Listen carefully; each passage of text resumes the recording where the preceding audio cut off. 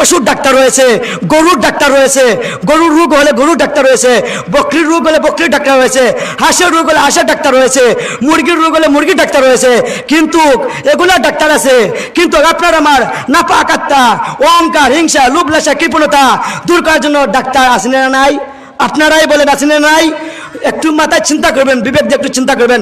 ও ভাই দুস্থ বুজুর্গ, আপনি আমল করতেছেন কিন্তু এক সময় আপনার ভিতরে আত্মগরিমা চলে আসবে, অহংকারে ভাব আসবে। এই অহংকারে ভাব আপনাকে দূর করতে হবে। আল্লাহ ওয়ালাদের সোহবতে গিয়ে আপনি এসের সাথে উঠে নামাজ পড়তেছেন, এই সময় যদি আপনার মনে আসে আমি নামাজি হয়ে গেছি, মানে এই সময় একটু ভাব যদি চলে আসে, এটাই অহংকারী আলামত। এখন বলা হয়েছে যে কোনো মানুষের সামনে যদি প্রশংসা করা হয়, এটা আমার মুখের কথা না দুস্থ বুজুর্গ, আমার একটা কথা যদি আমি আমার মুখ দিয়ে বলি, কোরআন হাদিসের বাইরে বলি, তাহলে আল্লাহ পাক বলে আলামিন কাল আসরের মধ্যে না আমার জিহ্বা কাটবেন। আল্লাহ বলেন যে যদি আপনার সামনে কেউ প্রশংসা করে, যদি আপনার খুশি লাগে, এটাই অন্তরের রূপ। এটাই কি? এটাই অন্তরের রূপ।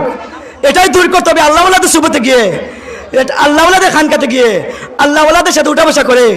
যেভাবে দেহের রোগ হলে দেহের ডাক্তারের কাছে প্রেসক্রিপশন দেওয়া হয়, ঠিক তদ্রুপভাবে আল্লাহওয়ালাদের সুবতে গেলে, আল্লাহওয়ালাদের ডাক্তারের কাছে গেলে, পীর মাশাইখদের কাছে গেলে দেহের ডাক্তাররা যেভাবে প্রেসক্রিপশন লেখে আপনার রোগগুলা নির্ণয় করে ওষুধ প্রদান করে, ঠিক তদ্রুপভাবে আপনার অহংকার রোগের চিকিৎসার জন্য, হিংসা রোগের চিকিৎসার জন্য, কৃপণতা রোগের চিকিৎসার জন্য, লোভ লালসা রোগের চিকিৎসার জন্য, চুগল করে চিকিৎসার জন্য, একে আর অন্যের সাথে লাগালাগি, ফেরেকবাজি, দুকাবাজি করার জন্য, এবং এগুলা রোগ বুঝে ওনারা প্রেসক্রিপশন দিবেন, দিয়ে যেভাবে ওনারা বুঝবেন আপনার এই রোগগুলা কীভাবে দূর হবে, এভাবে আপনাকে ওষুধ দিবেন।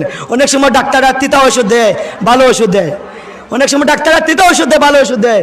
আল্লাহওয়ালারা এভাবেই আপনার রোগ অনুযায়ী যারা আল্লাহর মহাব্বত, আল্লাহ রাসূলের মহাব্বত অর্জন করে, তারা দেশ এবং সব জায়গায় আদর্শ মানুষ হিসাবে পরিচালনা করতেছে, আখলাকওয়ালা মানুষ হিসাবে বসবাস করতেছে।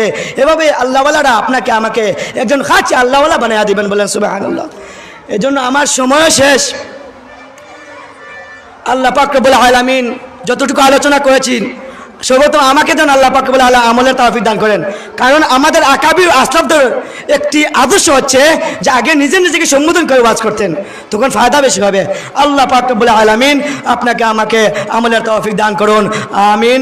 ওয়া আখিরু দাওয়ানা আলহামদুলিল্লাহি রাব্বিল আলামিন।